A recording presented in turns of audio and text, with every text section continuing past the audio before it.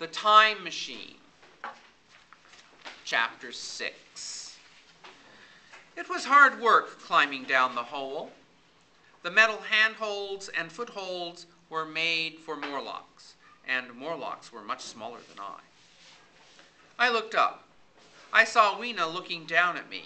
Her face was filled with horror at what I was doing. Behind her, I saw the bright blue sky. It grew dim as I went deeper into the darkness. Soon I was in total blackness. The humming of machinery grew louder around me as I went down. My arms and legs were aching. I stopped and lit a match. A little below me, I saw a tunnel. It went into the side of the hole. I reached the tunnel. I ducked my head to enter it. Squeezing through was hard work. The sound of machinery grew louder and louder. At last, I came out of the tunnel. I was in a huge underground room. I lit another match. I saw giant machines. They were going at full blast. Then I saw something that interested me still more, a metal table with the leftovers of a meal. The leftovers were bones. Unlike the alloy, the Morlocks still ate meat. I bent over the bones. I wanted to find out what animals they came from, but then I saw the white creatures, Morlocks, everywhere, coming out of hiding among the machines, coming toward me. I must have scared them at first, but now they were losing their fear. Each time I lit a match, they froze, but each time my match went out, they crept closer. They were much smaller than I. I was sure they were much weaker. But there were so many of them, both those I could see and all the others I sensed were there. Now I could tell they were not afraid of me. They were only afraid of my matches. Living in darkness, they could not stand bright light.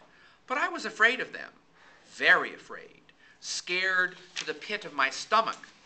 I did not know why, but I felt there was something evil about the Morlocks. Very evil. I wanted to get out of there fast, but going through the tunnel would be slow. Excuse me. And slow would be dangerous. I had to buy time to escape safely. I thought of a plan. I let my match go out and waited. In the darkness, my heart pounded louder than the machines. Then I felt their soft little hands grabbing at me. Instantly, I lit a match, right in the faces of the Morlocks. They were swarming over me like bugs. They turned and fled, but not before one of them grabbed my box of matches. I had no time to waste. I went into the tunnel. I squeezed through as fast as I could. I tore my shirt and skinned my elbows, but I made it out the other end. In the darkness of the hole, I groped for the first handhold. I found it. I started upward. I felt hands clutching at my legs, pulling me down. I kicked them away. I dragged myself up out of the hole. Never had daylight looked so beautiful. Beautiful, too, was Weena's joy. She threw her arms around me. I now know why you don't like the dark, I said to her. But I was wrong. I did not yet really know. Only later would I learn why Weena feared the dark. Weena and all the alloy. But first I found something that made my own fear go away. I found it in a building that used to be a museum.